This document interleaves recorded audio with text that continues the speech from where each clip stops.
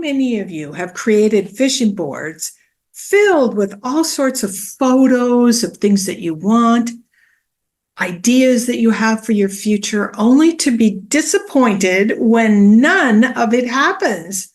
Well, there is a reason why it doesn't come true. And today we're going to talk about how to prioritize what you want in your next chapter and make a vision board that actually works.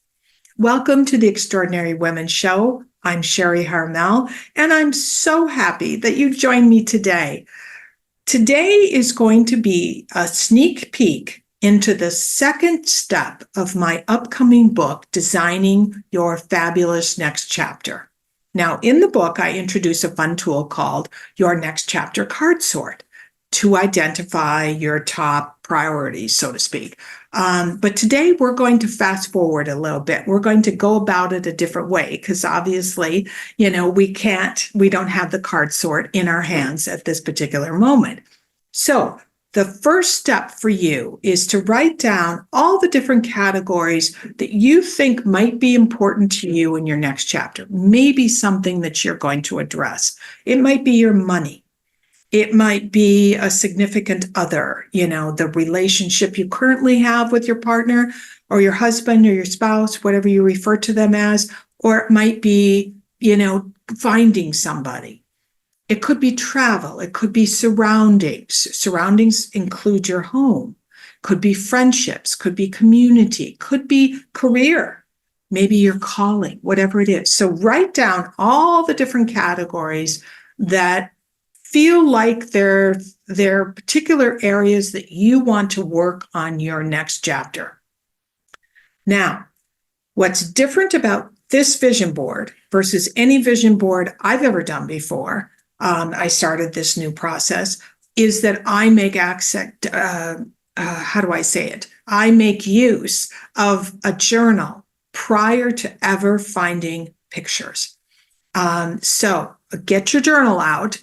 And take those categories that you just listed out as the categories that are going to be very, very important for you in your next chapter. And I want you to sit down and just describe what each category means to you. For instance, for some people, money might show up on that list, and it might be your relationship with money. It might be that, for me, money may be being sure of how I budget, so that I have extra money to do the things that are so important to me. It might be that you want to learn how to invest your money. You want to manage your 401k or your IRA better. You want to manage whatever income that you have better. And learn more about what the opportunities are, who you could work with. Health and well-being could be another category. For some people, it's all about exercise. For other people, it might be all about eating. It might be a combination of the two. It may also be, self-care. It might be what you're doing with your face, what you're doing with your skin, what you're doing with your hair. So define each of those categories, whatever you've written down as your top categories for you, for your next chapter, sit down, spend some time journaling about each of those categories and what they mean to you. Now, what will happen is that as you've made your list and you define the categories, what will happen is that you will suddenly see that there are probably 2, 3, maybe 4 categories that are a top priority for you. Now, in the book, this will be easier for you because I'll take you through that process. But right now, I just want you to take whatever number you've written down of categories and really step into how you described each of those categories and then circle your top, at the most, 4. And I say at the most 4 because for a vision board to be successful, we can't have, 8 categories, 10 categories on it. It's too disjointed. The brain and therefore the energy that we attract doesn't even know where to begin. It's sort of like, having a list. I have to go to the grocery store and make dinner tonight. Oh gosh, I want to buy a new car. Oh gosh, should I redecorate my apartment? Oh my gosh, I better get on social media. You can see it's all too much. And so consequently, your brain can't really find a container to work within what it is that you want. So as you look at your categories and step into how you described each category, I want you to circle those categories that are most important to you. As an example, I landed on 4 categories. I landed on love and relationships because I realized that I wanted to give it one last push to see if I could find a great love. I landed on home and environment because I have been in this crazy debate. Do I keep my current apartment or do I sell it? Career and calling was another category for me. And I realized my career really isn't about significantly increasing my wealth. It's actually more about making a difference in the world and specifically making a difference for women who are 50 plus. And so that they can design their next chapters in such a way and live such a way that they have, 30, 40 amazing years after turning 50. So that's another area. And so love, relationships, home and environment, career and calling. And the last was travel. And travel for me is very important because, as you all know, I live part-time in Paris. And my children and grandchildren are in Minnesota. I live in Boston. So I'm on the go quite a bit. So travel is important. I'm going to show you my board so that you have an idea of what I'm talking about. And sharing is often interesting on Zoom. Okay, here we are. This is my board. And I want you to know that years ago, I went through Colette Baron-Reid's vision board process. She does every year, once a year, she does a vision board workshop that is free. And it is typically 5 or 6 days long and really walks you through the process of creating a vision board, which is entirely different from any vision board experience I've ever had before. And I believe it makes all the difference in the world. So as an example, in the center, you can see I put my higher power. I happen to believe in God, Jesus Christ. I was raised Catholic. So angels, I talk to my angels all the time. So my angels are in the center because that connects me to spirit. That connects me to a higher power. Put whatever it is that you rely on for your higher power. It matters not what the symbols are. It's just who you talk to when you put your hands up and say, I need help. And as you can see, I created a frame all the way around it. And one of the things that I actually wrote in that came from Colette, is the serenity prayer, which I absolutely love. God, grant me the serenity to accept the things I cannot change. Grant me the courage to change the things I can and the wisdom to know the difference. For somebody who is a can-do woman, who thinks she can solve most of her problems as well as the problems of anyone in the world, that's an important prayer. Grant me the serenity. And then I say thank you over and over and over because, yes, I've had difficult things in my life, but I've also been very well protected in my life. And I'm thank you. I created the frame because what it does is it creates a context for the board, a context actually for my subconscious. So in the center is the higher power, but you can see my 4 areas, and I'm going to flip back and forth just so that you get an idea. Here's the career and calling. Here is travel. Here's home and environment, and I'll explain why the bank is over here, and the search for joy. I'll just make one other comment, and that is you see nowhere is my own handwriting in here. And very interesting, but the brain does not really value our own handwriting. And so if I was to write career and calling as an example up here in creative accord, the brain's kind of like, oh, whatever, or I was in service to others, the brain doesn't register it. But when you pull it from either a magazine or you print it out yourself, or you can see over here on journeys, travel journeys, a land of wonders, it's very, very different than my own handwriting, and it's varied, so the subconscious can pick it out. So you can also see that this is not a board that has loads and loads of pictures. My prior boards were a mess, truly. So I'll go back and forth here, but I want you to think about that. So we talked about the higher power in the center, and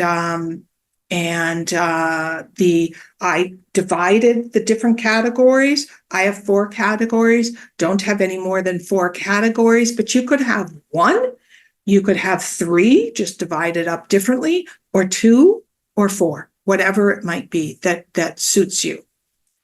Now, you're not going to start. This is what's different. You're not going to go directly to the magazines and start pulling out pictures, okay? It's not going to happen. You're going to use your journal. As I said, you're going to start with coming up with the categories that are most important for you for your next chapter. And then you're going to circle those categories. After you've defined them, you're going to circle those categories that you feel are your top priority in your next chapter. Next, what you're going to do, is take those categories, those top categories. In my case, I had 4. And I want you to really, really connect to the feelings that you want to experience in each of those categories. So you can see I'm not going to pictures right away. I'm going to feelings.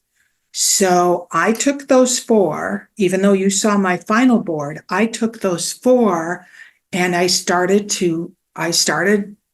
connecting to the feelings that I wanted to have in each of those particular categories.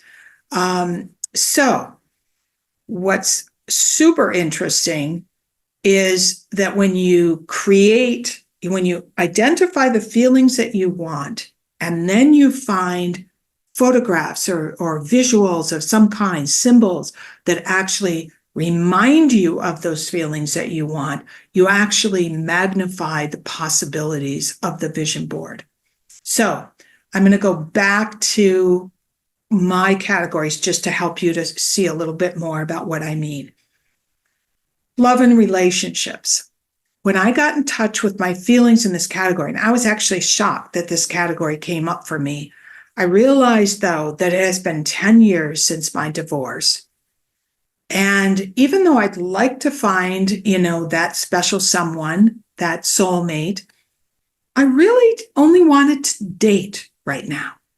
I wanted to find out what it was like to date again. I haven't dated in, 35 years, something like 36 years, 37 years, something like that.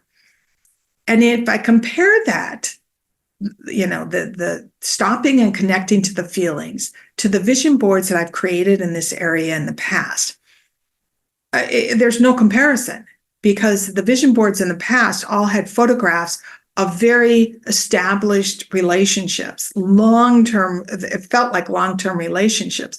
And they were always men who fit a certain category. They were successful.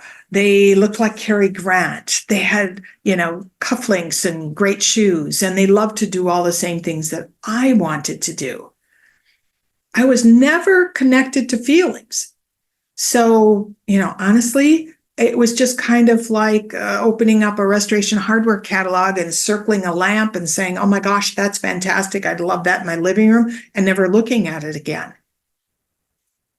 There was no connection to the feelings that I wanted in the love and relationship category. And once I did connect to that, I realized I just wanted to be dating, and I wanted to have fun dating again. and what did that mean to me? Dating. How did I want to feel when I dated? It's that I want to feel attractive again. I want to feel interesting again. I want to engage with a man in a conversation again, that kind of fun banter back and forth. I even wanted to learn to flirt again. Again, I haven't flirted in, 36, 37 years with anyone other than my former husband. Some of you might feel the same way. You might even be married and have forgotten how to flirt. So I want you to think about that. So once I connected to the feelings, I realized all I wanted to do was go out for dinner and have nice conversations, nothing more. I wanted to get excited to get dressed for a date again. And I wanted to smile at myself in the mirror before I walked out the door to meet an interesting man and hear their stories. So I had to let go and I realized that my list of what I wanted was, a silly list, actually. Maybe, a former CEO isn't going to give me the feelings that I want to feel. My former husband certainly didn't. Physical attractiveness might not be top on my list because someone's physical attractiveness really doesn't guarantee any admirable qualities, right? So you can see that as I connected to the feelings I wanted, suddenly all these qualifications that I had, absolutely, this is the kind of man I want, actually kind of went out the window. Maybe the men didn't have to like everything that I like. Maybe someone said, let's go to the X restaurant, which is a restaurant I've never been to, a type of food I've never eaten. I suddenly realized I wanted to have those kinds of new experiences. And last, when I connected to the feelings that I wanted in this particular category, I realized love and relationships, what trumped absolutely everything, the looks, the career success, achievement, love of travel, etc., was that the man had to have done his work. None of us are young, and anyone we date or that we're in a relationship with has a past. So do we, right? But we and them have to have done our work in order to be capable of having a loving, equal, fun, and caring relationship. Otherwise, what they do is they drag, and I'm looking behind me because it's like something you drag with you. It's like this big U-Haul of issues that the man will bring into every relationship he has, even if it's a date. Before COVID hit, I went on 3 dates in Minnesota. Long story. First one was a distant relative. That's a whole nother conversation. The second one lived with his mother and complained about his ex-wife the entire time. The third one was lovely, but he talked about his wonderful wife the entire 2 hours of aperitif and glass of wine. His former wife had passed away, and she was obviously a great gal. He wasn't ready. His U-Haul was still coming behind him. Not one of those men were capable or ready for a relationship because they hadn't done their work. So I recognized doing that exercise in my journal of the feelings that I wanted in love and relationships wasn't that I needed to find, my soulmate. It's that I wanted to date. And it got into what kinds of feelings did I want to have in that particular dating experience. Let's use a different category. I want to sell my condo, or I should say I have been belaboring whether or not I should sell my condo I've owned it now for 6 months. And I say I'm belaboring it because the condo needs a complete renovation. When I walked in here, I fell in love with the building, fell in love with the location. I thought, yes, I want to do this. But I've lived in the condo, gotten bids, met with contractors. I've even gone to the design center to look at products and all of that. And I realized that I wasn't totally sure I wanted to do a renovation. So I've been in this place of, do I sell? Do I not? Do I sell? Let's get some more bids, et cetera, et cetera, et cetera. The one thing I will say is, and having done a renovation, a whole house renovation as a single woman, it is not an easy feat as a solo. It is quite an undertaking as a solo, because you truly have no one else to bounce the ideas off of. You have no one else to talk about the stresses of a renovation. No one else really wants to hear that. And also, renovations always cost 25 to 50% more than what the initial bid is. I know that. I know it's how hard it is to keep a renovation within budget. So that's why I was like, what do I do? What do I do?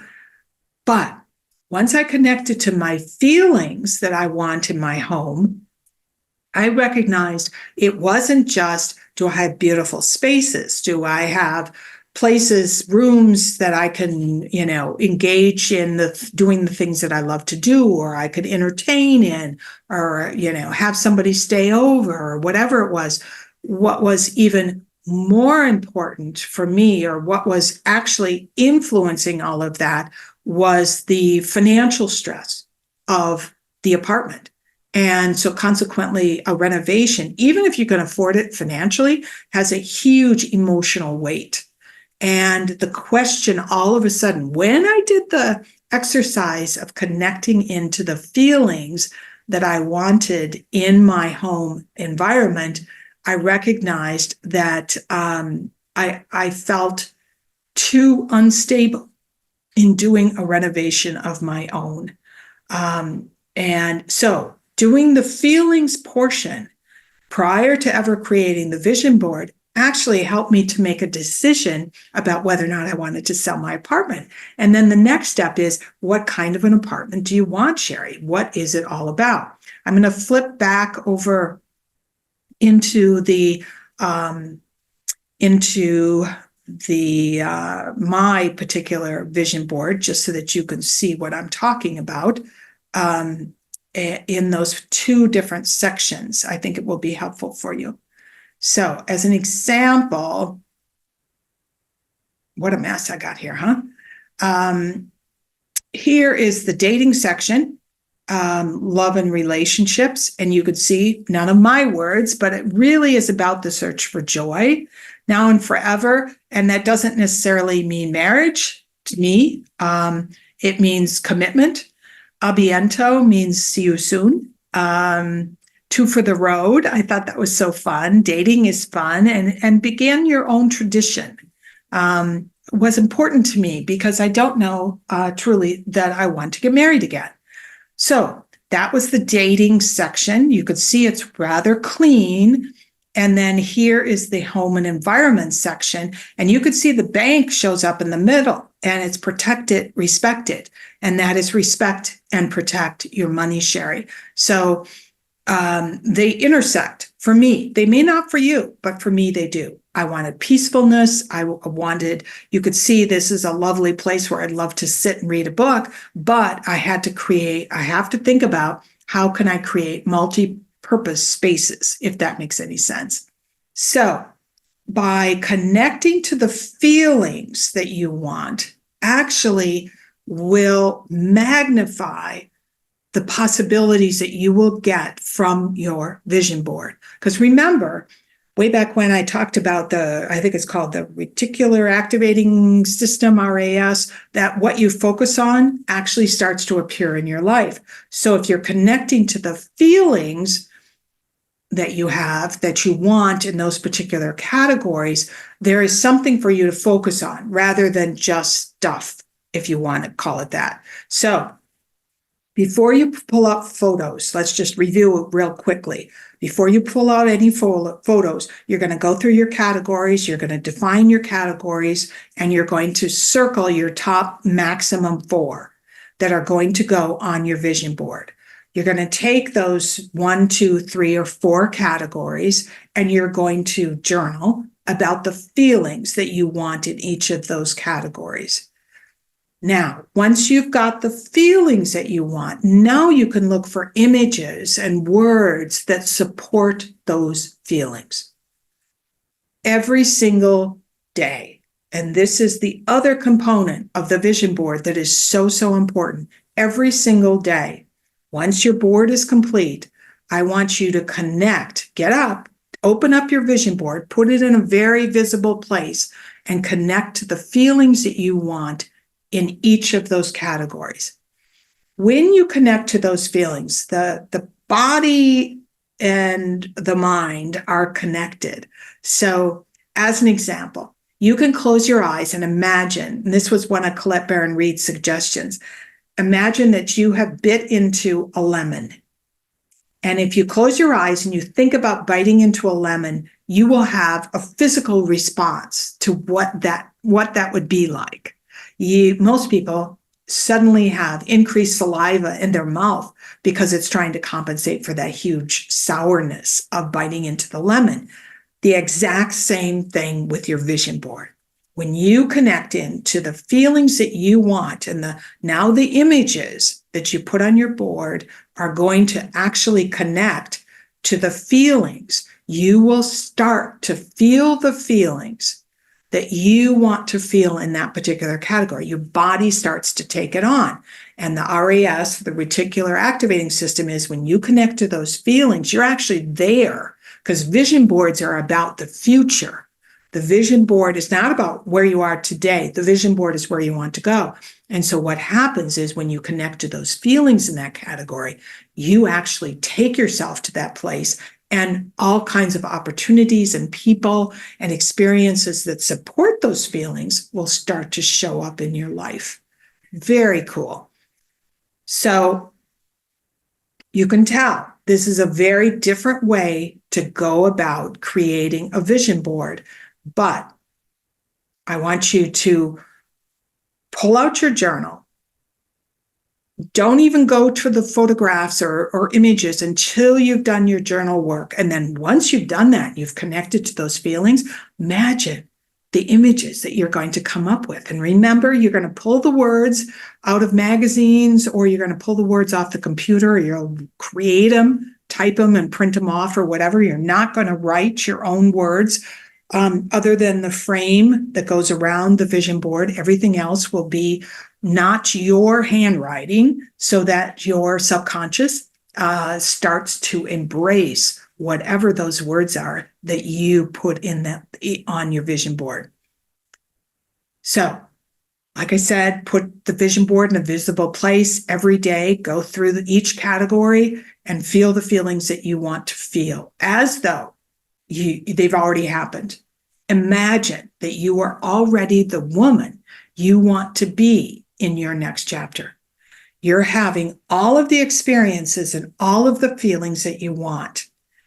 And truly, all that you want will start to come true. I want to thank you, everyone. And if you've enjoyed this video, give me the thumbs up. That really matters on YouTube. And please do subscribe. If you haven't already, subscribe. And primarily because I love hearing from you. It makes me so happy to see your name appear that so-and-so has just subscribed. Welcome into the community. Take care, everyone. Happy vision boarding. A biento.